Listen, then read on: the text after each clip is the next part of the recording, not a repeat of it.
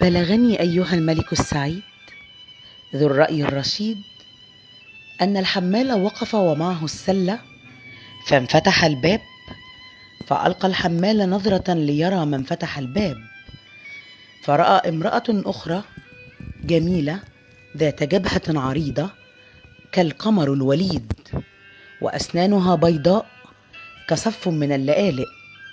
عندما رآها الحمال صاح: هذا أكثر يوم مبارك شاهدته. ثم قالت المرأة التي فتحت الباب لتلك التي تسوقت: أختاه، ماذا تنتظرين؟ ادخلي ودعي هذا الرجل المسكين ينزل سلته عنه. دخلت المرأة المتسوقة والحمال إلى المنزل، وتبعتهما من فتحت الباب إلى ردهة كبيرة يتوسطها حوض مياه في منتصفه نافورة، وفي نهايتها ستارة من الحرير الأحمر. فتحت الستارة وظهرت من خلفها امرأة أخرى مبهرة، وجهها يفوق الشمس إشراقا.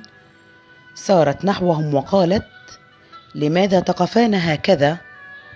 هيا لتخفف الحمل عن هذا الرجل المسكين. ساعدت الشقيقات الثلاثة الحمال في إنزال السلة وإفراغها، وكدسن كل شيء في أكوام منظمة، وأعطينا الحمال إكرامية. عندما رأى الحمال مدى جمال هؤلاء السيدات وسحرهن والسلع الكثيرة التي كدسنها حولهن، لم يرغب في الرحيل. سألته إحداهن: لماذا لم تذهب؟ هل الإكرامية قليلة؟ ثم استدارت إلى أختها وقالت: أعطيه مزيدا. أجاب الحمال: يا إلهي، المال ليس قليلا، ولكنني لاحظت أنه لا يوجد هنا من يسليكن، فتحتاج المائدة 4 أرجل وأنتن 3، وبالتأكيد تحتاجن لشخص رابع معكن. عندما سمعنا ما قال أجبنا: إذن فمرحبا بانضمامك إلينا. ثم أخرجت الشقيقات الثلاث جميع صنوف الطعام والشراب إلى جانب حوض المياه، وظن الحمال أنه يحلم.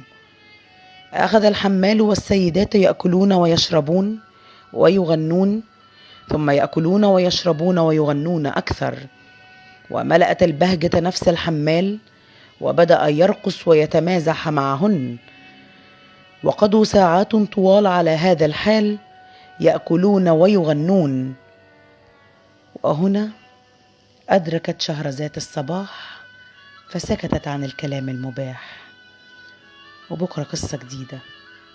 تصبحوا على خير.